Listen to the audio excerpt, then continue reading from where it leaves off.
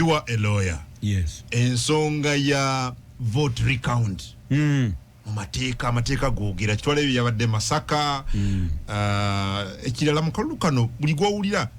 kooti eragidde okubala obulukuddibwemu. Awamu basanze boxes nga nzigule. We basanga nga nzigule tebabala. Masaka si bwe kyabadde. What does the law say? Recount. Okuddamu okubala akalulu kutufukidde okuddamu okubala akalulu. Simanyi kiki, I don't know what's going on. Kiva muteeka ligamba ki bwaki buli wamu kubala bululu waliwo ebifo ebimu nga abalamuzi balina okukkiriza wadde ng'obagana. I don't know what's happening. Kakati ensonga eno ya vote recount amateeka gajoogerako gayina kyegoogera nti waliwo okubeera nga okubala obululu okuddamu okubala nga kyateeka kyebayita mandatory recount nti era omuntu yandibadde nga awandika buwandiisi yes awandika buwandiisi n'agamba returning officer n'asaba returning officer ntuddemu tubale yes mandatory recount eyo eyina ebitundu wejjira ekisooka singa okubala obululu kutuuka ne kuggwa nga bakandidate benkanye obululu bwe bafunye kati kitegeeza tewali gwe balangirira kakati awo kiba kyetaagisa okuddamu okola ki okubala oba singa asinga ku munne obululu nga buli wansi w'obululu 50 ekyamazima era naye ebeera mandatory recount so n'olwekyo amateeka g'eggwanga gakkiriza okuddamu okubala kati okubala okwa recount etali mandatory kwe kubeera nga gwe mu kwemulugunyako olowooza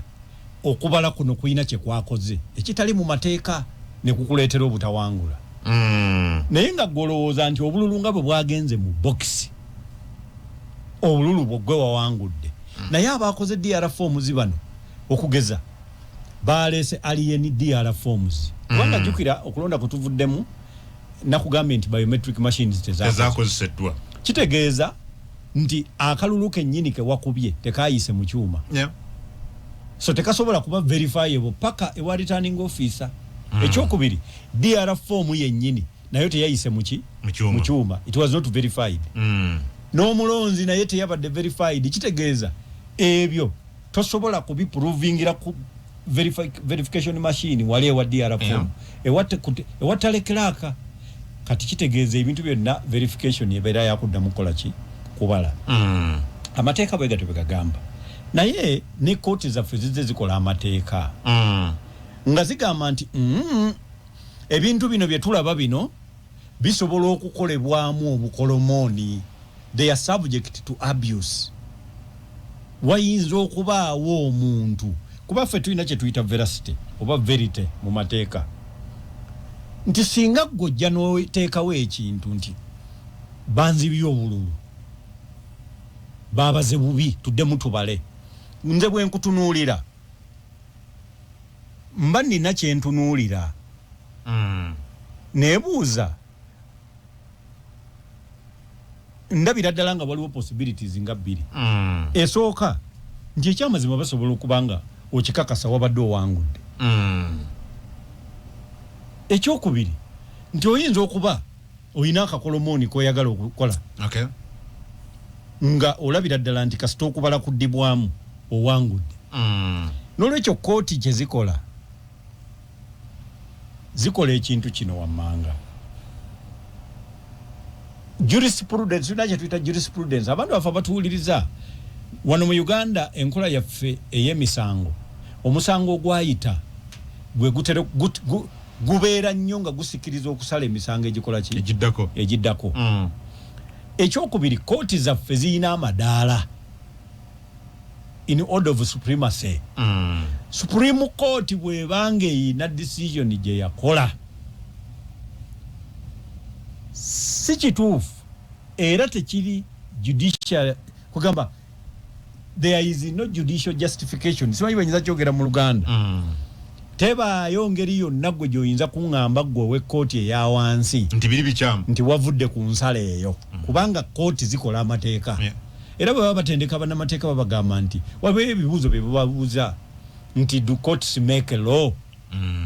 waliwo kooti ebintu byerisalawo nga teeka nga ne baba tebannakola mateeka kukyusa bwe baligakola balina gakola kugoberera nsala ya kooti nga bwe yakola ki so n'olwekyo kooti zaffe zajja zigamba nti okuddamu okubala kijja kusoboka era kibeera mu mateeka naye waliwo fraud ayinza okwetaba mu bintu ebyo n'olwekyo bwe munaabanga mukkiriziddwa okuddamu okubala muyina ebyokwegendereza ekisooka chain of protection oba security eya electoral materials nti eboxi ebeerako siiru eteekebwako ng'okubala kukoze eki kuwedde era ezo eboxi ze materials ezitwalibwa ne ziterekebwa poliisi poliisi yaffe nsaale nnyo mu kutereka ebintu ebyo n'olwekyo singa oli agamba tuddemu tubale wateekeddwa okubaawo okwekebejja siiru eri ku boxi yeyo yennyini yateekebwako kubanga ebyo byonna bibeera biri documented ekyokubiri nsibe oba nsumulule kati singa ebeera nsumulule toyinza kuŋŋamba nti oli mu kubala ebyabalibwa luli tikisoboka nga nsumulule ebyabalibwa biri byo baabiggalira bino si biggalire oba kitegeera so kino kiringa okugamba nti bakukutte ng'olya ssente ez'enguzi kyentye ssente ezo ziyina okuwandiikibwa serial namba zaazo naye singa ku poliisi gye baaziterese ng'ebizibiti zigenda okutuuka mu kooti wano ng'owa poliisi ssente ze wali olya ez'enguzi bwali bwa $5,500 owa poliisi ye n'aleeta ebizibiti nga yavungisizza kakati alesebwa ebiri ka $5,000 awo mba ntandise okufuna wenkuwangulira kuba ebyo si bye ebizibiti ebituufu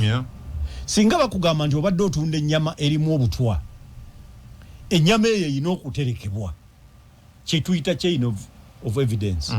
balina okuba nga babiterese okuviira ddala bwe byayingira nga bwe biri ntandika okukola cross examination mu kooti ng'ebizibiti ebyo era bwe bikola ki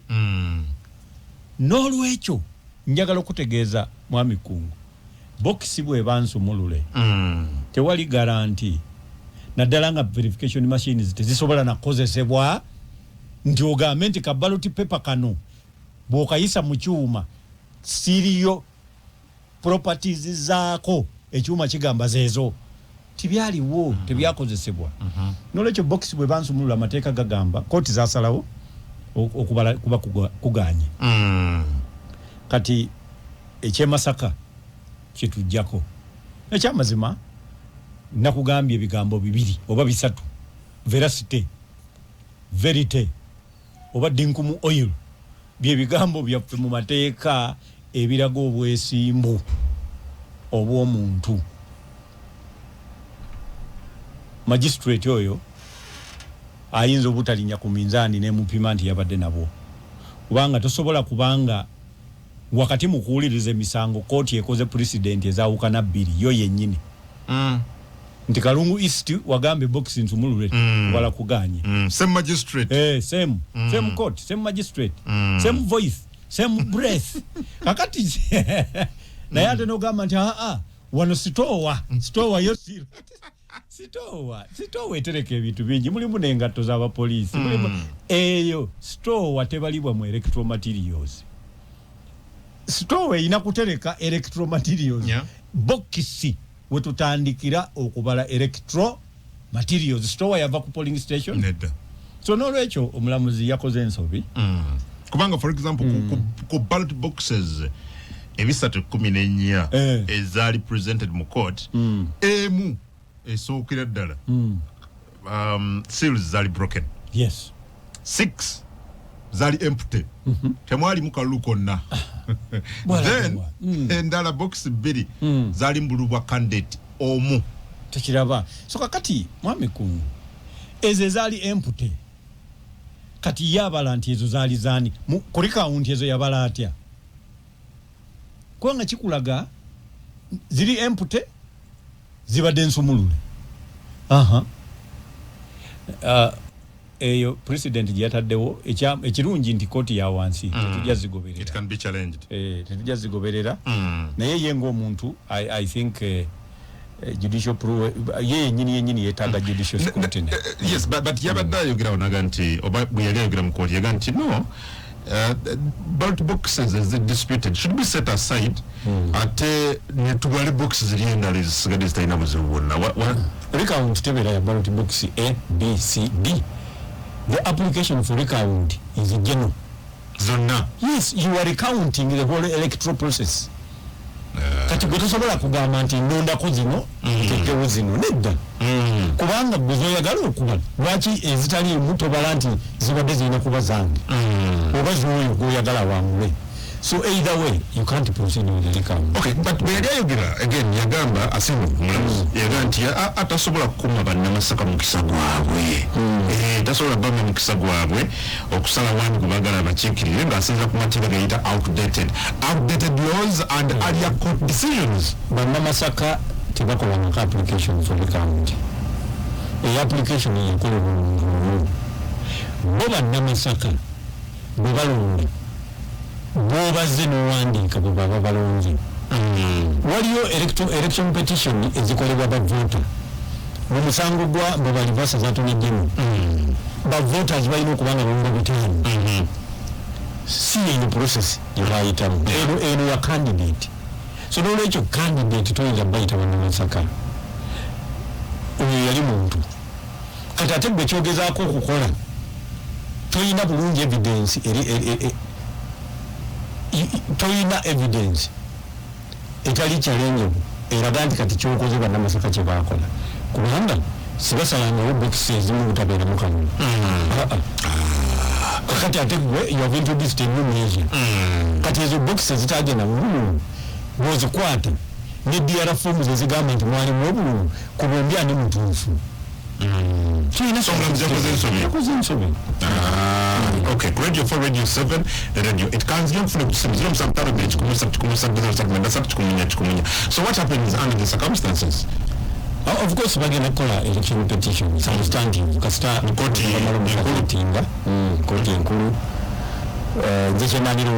okugamba nti weeyongera maaso gano likawunti that is by events. How are you recovering okuva mu kalunga bwe kati ate nonze ebintu by'obululu bino nze sibeera na recovery process. To me it is a calendar event. Kati egenda okutuuka mba ntegese bwe ngendo gigendamu ate ekirungi nze mba ntegedde mu bululu buno temubeera mu draw knowledge waberawo either of the options aberawo omuwanguzi ate ebyobufuzi bino si mulimu era abantu abasinga okufuna obuzibu nabyo be baba biyingiramu nga banoonya mirimu biseera bisinga ogenda omusanga nga yakoze buli ekisoboka afune omulimu kakali bw'atagufuna noli okulaba nga afaanana ng'eyavuddemu olubuto ng'akaaba akoze nalabye abamu baalajanye nga bagamba tugenda kubeerawo tutya. Imagine ng'oyinza otya okuva ewuwo nga ekikututte mu kibuga kubeerawo ku buyambi bw'abantu ku nsimbi ya muwamusolo kwegamba omanyi bw'ogiyita ensimbi y'omuwamusolo kiba kirungibwa naye ng'oyinza otya okuva ewuwo nga ekikututte mu kibuga abantu bakuyambe obeerewo ate nga bo balowooza gwe wagenze mu kibuga obayambe bakole ki babeerewo n'olwekyo eyo bakiyita political conmanship bufere bwa byabufuzi abantu okulowooza nti oyagala bayamba so ng'ekyamazima ogenda okufuluma ennyumba ng'oyagala bakuyambe ofune omulimu. Kakati ebyo ebintu birina era nabyo okukoma birina okugibwawo ne honorable gavaka ba parliament bano oba ababadde begwanyiza okugenda mu parliament bw'owulira benefits eziri mu kikola eggwanga olukulu entitlements n'ebirala bwe bakaaba ne balaajana n'abakulu li omu kata yeeyambule kaba n'obuwanguzi bwange mwabututte twawulidde nti parliament ejja bagenda kufuna obukadde 315 nga bakayingira kugula motoka 315 million gatta ku misaala emisava gatta ku za allowance ensava gatta ku kubagulira amasuuti gatta ku kubako ngaba baby So if someone cries about ina ansonga kati olaba mwami kungu ebintu ebyo no biraba ekitawanya bana Uganda kiri kintu eki ndio no mubaka gwe babiwa tabisanira ninga sibi amanyi tabisanira abera just balaba nti tabisanira kugamba okusinzira ye ku mulimu gwe balaba gwagenda okukolayo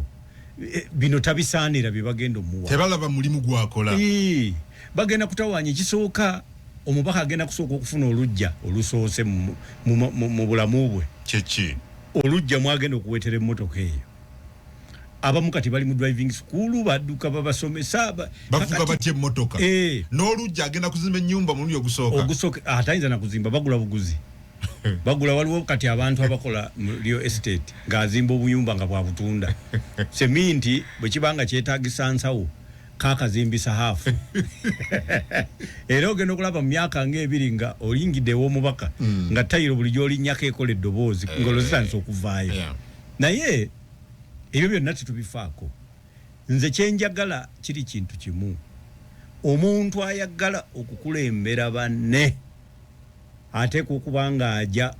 mu description gye bayita head gwoba okulembera banno wami kungu wali olabyeyo omuntu yenna nga yasinga omutwe gwe obuwanvu omuntu nga yasinga omutwe nga ye yasingako ku mutwe gwe tosobola kuyisa ne bwowanvu wotya tosobola kuyisa mutwe omutwe gusigala gukyali waggulu kakati n'olwekyo abantu tebeetaaga kulonda na bafuna omubaka nga mumpi nga waliwo ate abamusinga obuwanvu kubanga yalina obbabeera waggulu kikwasaganye ne kyembuuza omutwe gulina kusigala nga guli waggulu description gye bayita head eriwa kati head kakati era kyogezaako okugamba lwaki abantu bagamba nti zino sente nnyingi kubanga ebitundu 7 ku buli 100 ebyababaka ba parliament emirimu gy'omu parliament gye bagenda okwadvertising oba gye balanga gikolebwe personal assistant driver editor Hansard deputy editor Hansard PR specialist and ebitundu 7 ku buli 100 ebyababaka ba parliament abasinze bate tebasobola kusaba mirimu egyo olw'obuyigiriza obwetaagisa they don't qualify kyonga bali bayina kubanga bayamba bano naye abagenda okubeera abakulu ba head ebitundu 7 ku buli they don't qualify for those jobs tebasobola kugifuna kuba tebalina bisaanyizo ebyo kakati obanga abo ab'ebuyigiriza obw'amaanyi bo bagenda kufuna miliyoni 5 bagenda kufunayo allowance obutonotono kati omuntu wa bulijjo wabuliza ate gwe atayina na buyigirize butuuka bo lwaki gwe wandifunye etterettebwa ly'ensimbi lino kyekitawanya abantu ninga si nnyingi bw'ogenda Kenya ababaka ba parliament bali heavily facilitated balina ne constituency development fund ya wano bagijjawo nga balyandye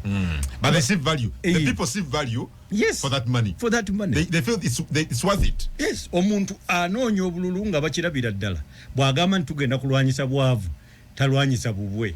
naye oyina omuntu gwotunulira nga agamba tulina okulwanyisa obwavu bungi mu ggwanga naye nga ku lisiti y'abaavu ye yennyini alina osookako erinnya lye kati abalonzi bano bwe buzibu bwe tulina ku lisiti y'abaavu yalina osookayo naye akulembedde tugenda kulwanyisa bwavu ogenda kozesa tools ki gwezotakosanga this guy akugamba nti ayagala kulwanyisa bwavu era mulonde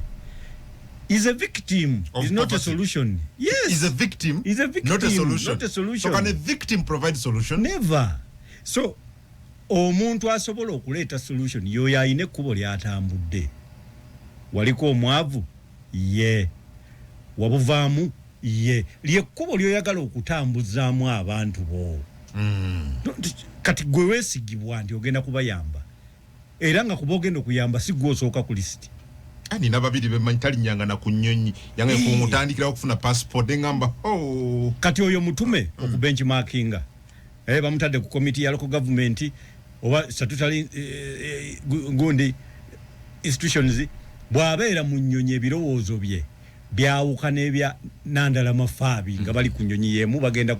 mu conference yemu ebyono bibeera biti ebyono byakuleeta ngato yakubiri esuuti zeeyo zibeera zitya Mafaabi ye aba ayagala ku benchmarkinga policy oba procedure programs eziyinza okuyamba statutory urban centers wano mu Uganda. Oli ali mu suit zo zifana zitya? Engatto. Nino okujoga simu iPhone biki ebyo ebiriko kakati check ezo za sente ntonoko. Kati ebirowoozo byawuka n'olwekyo n'agenda kulwawo okulembera agenda kusooka bambiye kwerwanako kwetereza naye nga ebudde buyita saawa eno omubaka wa palamenti alondeddwa ayina byagenda okusanga mu ddiiro nga byokya bakugambye tugenda kufuna ettondo erisooka mu pipeline yaffe ey'amafuta mu July 1st. Embalira y'ebyensimbi bano ababaka bagenda kugiyisa mu May 20 Parliament eri mu kufuluma. Kakati eri mu kufuluma kasubire nti enjo kuba yeriwo kuba bano president agenda kulayira ndoza nga 12-13 awo wati. Bano balayira ddi. Nandi balayira nabo ndoza bali so basobola okuba nga be bagenda okuyisa embalirira kakati obwongo bwe bayina. Bamanyi bulungi nti budget framework paper yayisibwa weri eyogera ku revenue sources. Nga revenue sources bagenda kubeera kugamba financing mechanism ya budget. Tugenda kuba ne revenue sources from URA. Era budget framework paper bwe yali egamba nti ekyokubiri borrowing both internal and external. Tekuliiko nti okuva mu mwezi gw'omukaaga okutuka mu gw'omukaaga ogujja waliwo projected incomes okuva mu mafuta. Tekirina wekiri. Kakati bano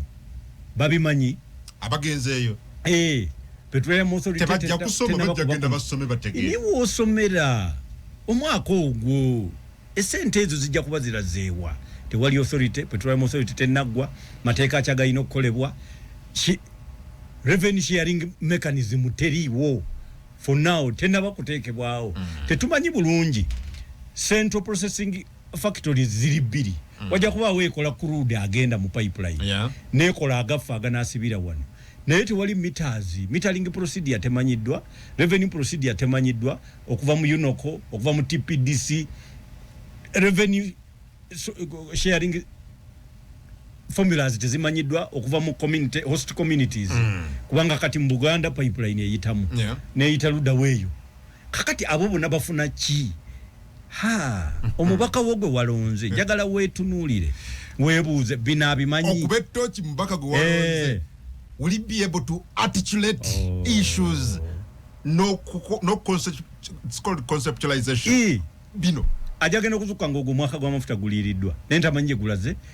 gavumenti kati yo yegenda okwekolera palamenti eyaayo ffe yatuvuddeko gavumenti ya Uganda president wa Uganda kati ye yavunaanyizibwa okwekolera palamenti ye kubanga ababaka ba palamenti abasinga tebawangudde balonzi be bayingiddeyo kakati abalonzi be bagenda okuyingira palamenti kati cabinet yefuuke palamenti eyaddala byeyisanga bano tebabitegeera ogambye cabinet oba president Museveni yagenda okola palamenti eyiye naye kyeyisa kyekigenda okubeera fayino kubanga abalonzi balumbye palamenti ne bayingira ate ababaka baliwa ababaka tebawangudde gwegenda ng'otunula tukomyewo yalutumbe ku nsonga eyo ya palamenti n'olwekyo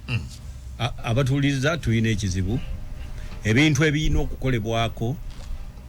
bintu bikulu memba wa palamenti gw'olonze aba tazze kukola ku biriwo byokka amawanga agakulaakulana si geega agakola ku biriwo geega ageeteekerateekera ebinajja olwaleero media houses oziraba mwami Kungu oyina ekintu gw'olabika tokimanyi naye nga mwakireeta mu ggwanga mainstream television yali temanyi nti okupromotinga programu zaayo buli programu ate yino genda ku social media mwakisooka buli kyetukola wano kira nogenda online era baali babeereyo bakola we bati directors manyi balina babikola ebyo programs director babeereyo ne basiba ettaayi bagenda okulaba nga TV stations ezimu zirina abantu abali ku TikTok nga bazisinza following nobeera awo waliko kakati mwe mwalete ekintu nga kati waliwo interaction between mainstream programs ne social media service nga zigendayo nabo ne bakola ki ero je tuli ne je tuli gwe bireta gwe ne muno muyanga lutayi omwakitandika and I think the country should be able really to recognize you guys for that. Thank you. N'olwekyo mwategekera mainstream media ekijja kubanga bwetetegeka egenda kufuna ekizibu mainstream media. Yes. So okikwasaganya te n'ababaka bano kati ababaka bano balina okubanga bategeera bye bazze okukolako. For example, what is Uganda's problem in 10 years time? You think they don't know? Kanjogereko emu baba tuwuliriza balabo baddala omubaka waabwe ekyakimanyi. Okimanyi nti projections ezabaddewo mu World Economic Forum bagambye nti okuva between 10 to 20 years okuva mu myaka 10 paka ku 2 ensi yonna egenda kufuna kye bayita unemployment, emirimu gigenda kuggwaawo olwa development olwokuba ensi ekuze emirimu gigenda kuggwaawo nga babuuza lwaki kubanga emirimu gyonna egikolebwa kati egisinga gigenda kukolebwa ze bayita automatons oba robotics. Field esoose okulumbibwa ya assembly belts the industry ezikola amamotoka ezikola biki ezikola ki ne medicine surgeons automatons kati zamaze dda nokukola experimental surgical experiences zebakoze Bungereza luddawa kakati bagamba nti kati abasawo bagenda kutandika buli musawo yatandise okuteeka engoye ze mu case abali bagenda okufuna emirimu gyebweru nti eno tetusasula kakati banaatera okutikka engoye zaabwe badde wano kyokka ate wano eggwanga lya Uganda ligamba sente tuziteeka mu sayansi twetaaga basawo kakati njagala kutegeeza omubaka gw'osindika alina okuba nga agenze kuteekateeka eggwanga aliteekerateekera ebbula mirimu batya investment ezisinga tugenda kuziteeka mu technical tugenda kubanga twagala ze bayita SMEs small and medium enterprises zezitajja kusobola kufuna kukozesa biroboti mu bwangu naye kati eggwanga lyaffe lifocusinze ku foreign direct investment nti abasiga nsimbi ebyo buli factory enajja wano ejja kwereetera abakola so n'olwekyo tulina obuzibu obwo nti omubaka we alina okujja ng'ategedde nti mu budgetary estimates ez'eggwanga tulina okuteeka mu cost ya AI kati bweba teriimu alina okuraising agambe nti bagiteekemu tulina kakati ebyo ebintu bye tubalaga ekyokubiri oversight kino kya buyigirize si kyakulabisa maaso olina okubanga omanyi kubanga ababbi b'ennaku zino tebakyatwala sente nti azititse ku loole ziizo oba ziri mu buliyoni vaani zigenda ye kyakola kakati njagala okuwa ekyokulabirako sente engeri gye zibadde zibbibwa mu Iraq gye zabbibwanga e Libya bakoze oil for food program for example UN Security Council yisiza resolution 701 702 706 bezayisibwa mu 1990s paka ku 1996 nti Iraq bwe yalumba Kuwait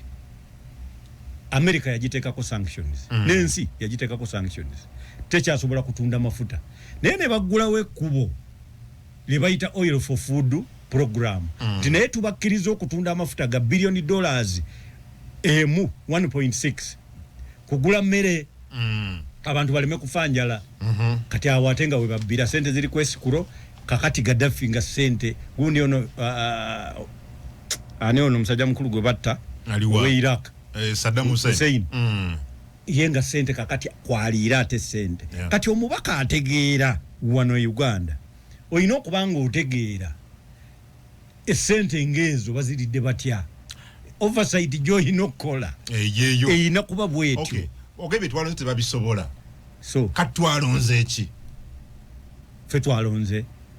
Bannayuganda twalonze Bannayuganda abamu bagamba nti si be balonze abasinga bwe bakebera balaba nga bye balonze si bye byalangiriddwa kubanga toyina bukakafu ebifaananyi ebyaleetebwa ebyuma ebyaleetebwa bye bayita biometric voter verification machines tezaakozesebwa ekintu ekyo kirina police indication kirina ne quality reference kiraga kiki abantu bava balowooza tebyakoze nga radio gye balese n'etakola nedda kitegeeza tewabaddewo verification of a voter so abalonze tebaali verified kitegeeza results tezaali verified kitegeeza yasinze tali verified naye abantu baffe tebabiraba that is what it means kati naye Munnayuganda ne bw'omugamba nti lengera enjuba mu kifo ky'okkeberayo gy'omulengeza obudde abumala akebera ngalo yo bwefaanana oba yekyamye oba ekoze osonga mu njuba bw'oti osonga mu njuba nti bwelengera obudde akebera ngalo kakati Bannayuganda bwe batu bwe bali ate baagala obamalireko obudde I am not going to be a prisoner of your ignorance no togenda kuba musibe bwa butamanya gwe bwembanga byenjogedde tobimanyi go and read genda osome nze tompita kujeye uwe wabatamanyi nedda I paid the price to know pay a simple price to know what I have told you nze saafuna mukisa muntu bimbulira I went and read kakati ate gwe mbikuleetedde ku silver plate mu kifo ky'obimanya oyagala gwenze nkwegatteko mu batamanyi sijja kusobola okay therefore parliament yafegenda kufaanana etya given the quality of the people we sent there egenda kubeera nga era abantu abo abalondeddwa gye baavudde ebiti bijja kubanga 2 oba 3 ekisooka erimu abantu kati abalowooza nti abalonzi si be babalonze n'olwekyo balina bamaster ab'enjawulo be bagenda okuwuliriza ekyokubiri nayisewo lwagundi ate ku ludda lwonna abayiseewo ku ludda oluvuganya balowooza nti eyampadde tiketi ya nyambi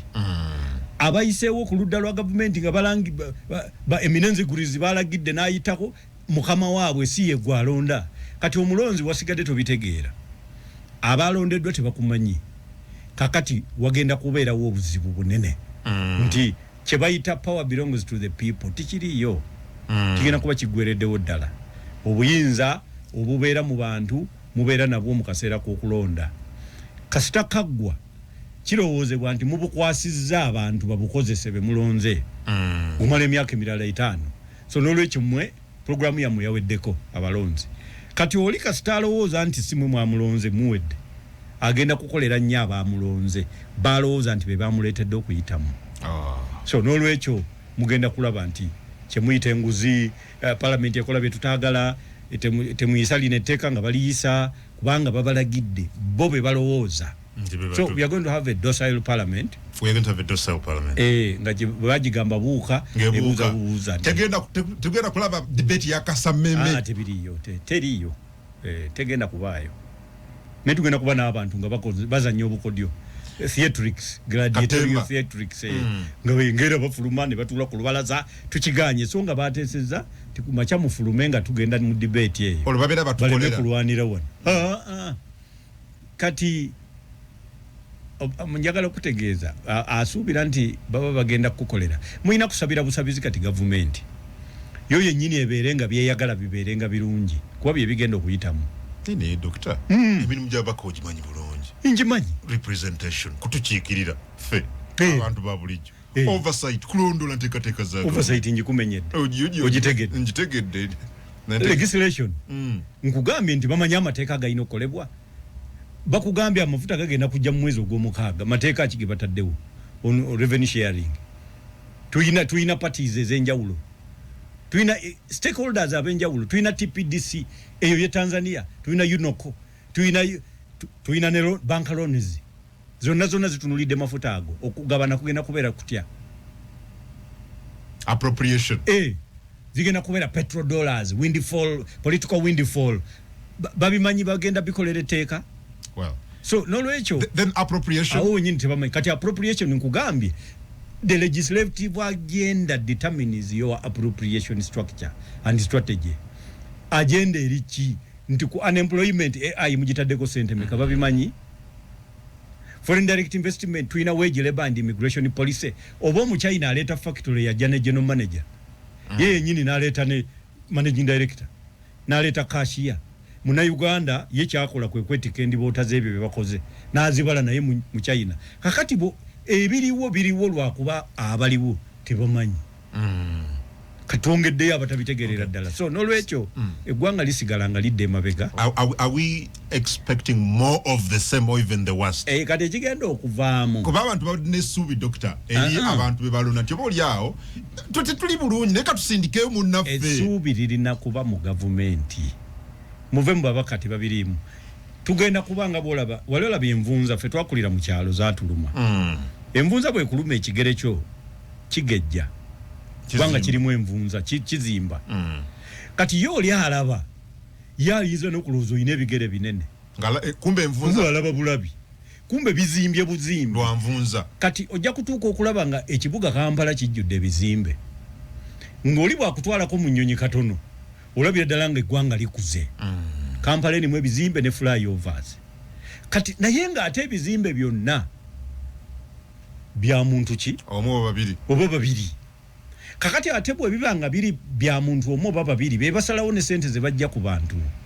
kati revenue nesigala ng'etaddewo stringent fiscal policies ekwata esaba sente okuva ku majja paka kawungeezi abasuubuzi naye ng'ate ne nannyini kizimbe ayongeza naye renti kuva ku majja paka di kawungeezi ojja genda okulaba nga gwe kyolowooza nti ekigere kigezze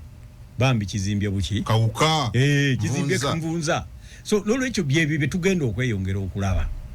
nti wagenda kweyongera okubaawo gaapu nnene wakati w'omwavu n'omugagga ddala abagagga bagenda kusigala nga bagagga nnyo abaavu bo bave ne ku by'essente gwomanyi nti mu kyalo abantu abamu ebitundu nga 7 ku buli 100 tebali mu mana economy. You face the figures zombo Dr. Mide Mwami 7 ya tuwaziri tugambe in fact that 70% joyogirako nti ate yayingidde mana economy anti kakati ye kyayita okuyingira mana economy akoze process gye bayita quantitative easing atadde physical money mu nsawo z'abantu kakati bw'oziteeka mu ng'okozeseza PDM n'emyoga otandika okulowooza nti bayingidde volume of transactions naye sente gy'omuwadde bw'omuwa miliyoni emu ajirya paka lweggwawo n'akomawo mu tawuni n'atuula ku katebe abatasuubudde babita bu Stenson n'akomawo mu Stenson kakati era omubaka kyalina okukola kwe kuyamba pulezidenti w'eggwanga n'amulaga nti World Bank report yagambye nti a single model oba models 2 zokka tezisobola kukola poverty eradication bagamba obwavu bukwata nga buyita mu makubo mangi naawe okubumalawo yino okuyita mu makubo mangi kakati mwami kungo kimanyi nti osomera emyaka 14 nga tonakola tonafuna mulimu kitegeeza waliwo obwavu obukwata nga buli academic based abakyalo okuva edda balinga tebakola babeera waka kati kitegeeza waliwo obwavu nga buli gender based waliwo obwavu nga buli kakati bw'oba otandise okukola era president omulaba ye yagezaako naye yakirabira mu myoga nagamba emyoga giri 18 bagenda bateekako ogwe 19 kakati obwavu oyina okukola a multiplicity of models zirina kuba nyingi toyina kuyita mwemu ogambye obwavu bukwatira mu ngeri nyingi bw'oba wakulwanyisa nawe olina kuyita mu mitego mingi ate gyonna girina kubeera field tested olitakulimba mbu twakoze ripooti eno eraga gyakoze kati president be bamuwa n'abyogera mu bantu never oyina kutestingira mu field so n'olwekyo programs ebbiri omyoga ne PDM tibisobola byokka obanga agamba nti kati endogo ya netike banga ddene bwerwala njetike reverse tebaawo gwe teweetikka ndogo yino kwetika ekyo kati parliament ekyo kyebe yino kuyamba nitekikola ereka president yalese emyoga ne PDM yenyine yetolola eggwanga bwagenze kulaba n'alambula because bitya akati bwajjayo report agiwani president kati ye bwaba yanoonyereza waliwo by'olina okwebuuza nga parliament watuusa otya ku kye bayita sampling procedure gwe wakoze otya okufuna boogenda okulaba waseesinga oba byakoze era yakuleese ng'akulaga wetewo olowooza kyabadde kigenderera ki takuwesa yewe yazitadde zokka ng'ewalala yaziridde kuba oli pulezidenti oli munene okozeseza sente mmeka okulawuna emmeka okulambula kubanga ye pulezidenti ajja kukozesa biliyoni 2 atagenda alambule milioni 10 wezakoze kakati lwaki ate ziri ebbiri nazo teziyingira butereevu nezongera kuzina abali okumpi ne balondoola ne bakuwa reporter. Yes, so ebyo byonna tusuubira parliament esobola obbiraba. Gwe wooviridde bwe tugendedde mu kulonda walabye yabirabye. So kati tulina obuzibu nti twolekedde ekiseera nga gavumenti etambula yokka autopilot eringa bwolaba tuleera omutwe gwe gwepimira we gunayita tegufaayo oba ekitanda kinayitawo kakati ye gavumenti that is it. Kati gavumenti bwegenda otambula Radio 4 radio inside outside and around it nti ekiro kyajjo ab'amagye bayingidde n'eryanyi mu maka gange Magere era kati wetwogerera be bagayinako control ebweru munda n'okutwetooloola bigambo bya Mwami Kyagulanyi era yongeddeko naga nti tewali ye oba abamu ku bafamire ye abakkirizibwa okuyingira mu maka gano okuviira ddala ng'ennaku z'omwezi 23 January amaka ge wegagambibwa okubeera nti gamenyebwa rather nti ennyumba ye n'ebirala nti byamenyebwa mukyala we Babbi Tungo n'akolebwako effujjo nekigambibwa nti yakolebwako effujjo aga nti famire ye egezezzaako okutuuka mu maka gano naye era tebakkirizibwa ba bitongole bya kwerinda era aga nti waliwo ebintu bingi documents n'ebirala ebize bitwalibwa abasajja n'abakyala ab'ebyokwerinda abali side eyo naye nga jjukira gwe ampuliriza nti there seem to be a standoff wakati we n'ab'ebitongole ebyokwerinda nga kigambibwa nti because government yegamba nti ate tumunoonya tutuminaako buzibu era waddembe okubeera nga ayingira mu maka ago b'okudda ewuwe nga government tetulina kizibu n'ekimu ku ye era tutumwetaaga kiwandiiko kibadde kinene and I don't know if I can read it again verbatim. Last night the military surrounding our home in Magere once again forced themselves into the house. They are now fully occupying our entire home inside, outside and around it. We are still unable to assess the extent of the destruction caused to the house when they first broke it and vandalized it on January 23rd. Neither have we been able to take stock of what items and documents the armed men seized from the house, since none of our family members has ever been allowed to access it since the attack happened. Ayogera bino Mwami Robert Kyagulanyi Ssentamu. Bwebitye ebigambo bye webiri ninga again bwe mbadde nzijja wano waliwo amawulire agatannaba kukakasibwa agabadde gayitaayita getujja okubeera nga twongera okukakasa agagamba nti Mwami Robert Kyagulanyi Ssentamu alabika yafulumye eggwanga. Tubadde tulaba obutambi Mwami Kyagulanyi nga nti mu ggwanga mwali naye kati waliwo amawulire that we are yet to confirm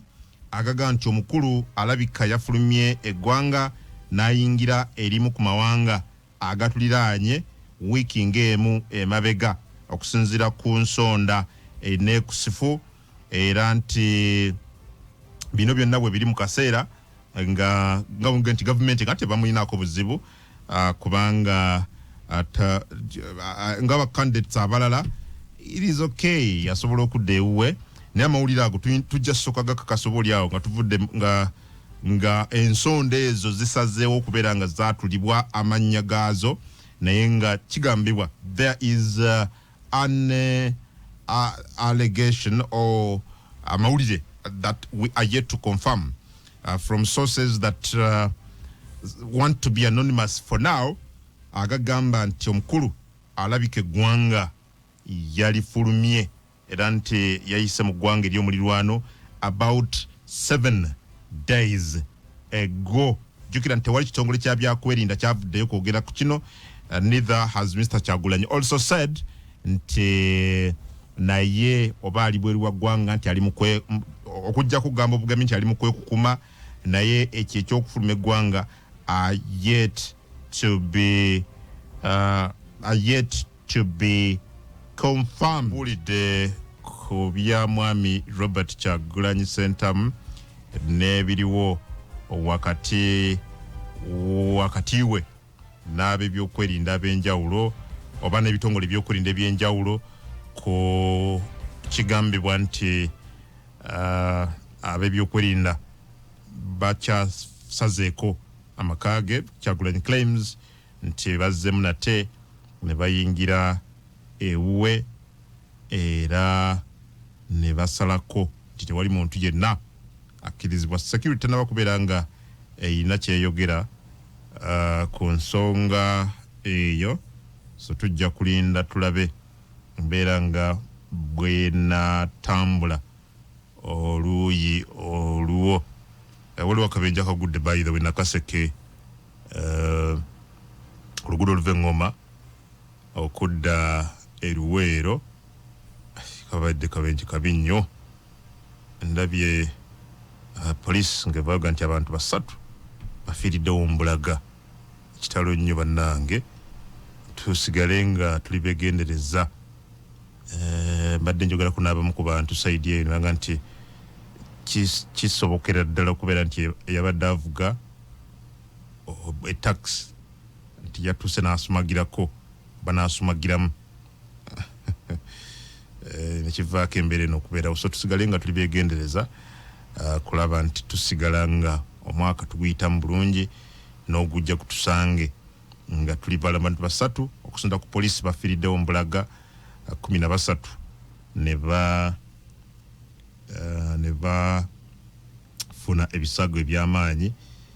Motoka yino eya taxi obufunze weddewo bamanyi oluguudo oluva Engoma ojje Butalangu mpaka Luweero mu district ye Nakaseke. Kabenje kabadde okumakya ssaawa nga 2 ez'okumakya. Akalo kamanyiddwa ekyalo kimanyiddwa Nkasaana mu Kiwuko Town Council. Taxi eno gye njogerako UA 746 CH ebadde eva mu tawuni y'Engoma ng'edda Luweero. It lost control. Yalemeddwa omugoba waayo okkakkana nga yeetomedde bwenyi ku bwenyi n'ekimotoka ki truck. Bandabyawo Sam tulina mazima ono yogera poliisi ya Savannah ng'agamba ng'akakasa abantu 3 abafiiriddewo Mbulaga ate 13 ne bafuna ebisago eby'amaanyi. Oh my. Nomubafudde mulimu omukyala amanyiddwa nga Joy muwala actually nange mbadde mumanyi Joy Kusigwire myaka 22 ekyalo kya Bigulu. Then omulala amanyiddwa nga Nwenyine Nathan mutuuze era kyalo kyekimu. Then bano bonna babadde mu taxi. Then truck yo yebaddemu Martin Kigongo myaka 43 abadde avuga truck eyo. So ye tuna mazima tugentya tewa kiviriddeko akabenje kennyini tekina kubeera nga kitegereka naye nga bwe nti njogeddeko n'omu ku bantu side eyo daga nti alabika yabadde avuga taxi ayina we yasumagiddemu okukakkana nga ayingiridde motoka emuwabyeko n'ayingirira truck. Babi kitalo nnyo abantu bafa kubeera nga bafudde mu kabenje bwe batyo. Well, olunaku olwaleero babadde bagoberera ekibadde mu Chief Magistrates Court Butambala. Honorable Muhammad Muwanga Kivumbi akyaddaaki akomezeddwawo mu kooti eno era kooti neegenda maaso mu lulimi olunyaanyimbe nekola kye bayita mention. So kooti yatudde for mention ku misango gya terrorism obw'obutujju ejja muggulwako emabega kaawo nga giva ku ffujjo eryakolebwa nga kalukawedde mu district eyo ey'e Butambala. Ngwenti Kivumbi abadde ne bannamateeka be bonna b'osobola okulowoozaako nti bakaliba, and I'm using kaliba very deliberately, nti bamutawaana nnyo balungi ekigenze wala olulimi lwa street. Kuli muganda wange Mwami Lukwago, Mwami Segona, Kosa Asman basaalirwa. Then ndabyeko mukwano wange Samuel Muyizi omu ku bannamateeka ba NUP. Then ne munnanakawa wano erinnya lyakiyagala kumva mu mutwe y'omu ku basomesa mu Noop Leadership Institute. Erinnya mpuliriza osobola okulizijjukiza ng'onteera message ku 0756 yagezaako yavuganya nako mu kalulu si mukana akaggwa naye kali yali member wa DP for some time ate nga ali mwogezi waabwe. I think either mwogezi oba mumyuka. Ngenda nerabira ebintu. Paul, is it Paul Kakande or something? Kenneth Paul Kakande. Yes, that is the name. Kenneth Paul Kakande omu ku bannamateeka ba National Unity Platform naye abaddeyo nnyo, but at least oludda lwa bannamateeka lukulembeddwamu Mwami Lukwago gwe twalaba emabega kaawo nga famire ya Mwami Kivumbi evaayo okumwesiga negamba we've given you instructions kola kyonna ekisoboka okulaba nti abantu Brother Muwanga afuna obwenkanya. Then era twalabako Segona, Matia Mpuuga, then basaalirwa nga bagenze kukomera ekitalya okuwogeramu n'okuba eriiso n'okulambula ko Mwami Muwanga Kivumbi. And so okujja kwa Segona ne basaalirwa ne Lukwago lunaku olwaliro mu kooti. Oh my God, kyewunyisiza abantu bangi nnyo given ku ffenna bye tumanyi how relationship y'abano nawankubadde badde banaye ekisogerera mwebale okubuuza wakujjamu ebibuuzo bibiri. Kino ekisembyeyo nti baali bakoze rekawunsi yes zakolebwa era ne kooti zagenda zisala kwe kutuwa amateeka agasinga ge tugoberera. Lwaki ndio mbagambye nti boxi oba electoral materials bwe ziba ziraga nti bazikutteko rekawunti tegenda maaso. Omwami zeyasamba zizenga talina buyinza kusambajja kubanga kino ensalawo za kooti za waggulu ku yeye zabadde tasobola kuvaako. Ekyokubiri omusango gwa Kasibante versus Yoweri Museveni. Nina okukimanya nti si buli musango nti omugaso gwagwo kubeera kusinga tuddeyo mu kulonda. Emisango egisinga gituyamba kooti ne zituwa directions parliament zeyina okugoberera ng'ekola amateeka g'ebyokulonda amapya. Waliwo omusango gwa Member versus Yoweri Museveni gwavaamu ebibala bingi so ng'ate teyaguwangula naye kooti zalagira Uganda okukola amateeka g'ebyokulonda amalungi. Uganda neetagakola naye nga yo kooti yakola ki era ffe kwe tusinziira era ne parliament proposals ezisinga okujja kufuuya parliament ez'ebyokulonda zigoberera omusango ogwamu Member versus Yoweri Museveni. So n'olwekyo guno omusango sinaba nagugoberera naye nkimanyi tujja kutunulira tulabe kooti bw'enaaba esala erina byeyina okugoberera. Okugeza tulina okutegeera there must be an audit okukozesa biometric verification machines naye nga servers sija Uganda kati nze bwe mba mpaabye kooti ekoleta ekiragiro bazi opening singa nazo zaakoze zabadde zisobolera okukozesebwa netuba nga ate mukuwaaba twagala bazisumulule ng'Ekenya. So n'olwekyo ebintu bingi bye tulina okugenda nga tufuna naye nga tubijjira mu misango egiba gyawabiri banaye musule bulungi era mweraba Katonda tuyambe naye kiri kye mugambye kyobulanga babujjeko ku Radio 4 Radio 7 ne Radio 8 tugenda kumamba ne mwebale nnyo Mwami Kagogo Frederick Simuno kutusaka mu Luganda.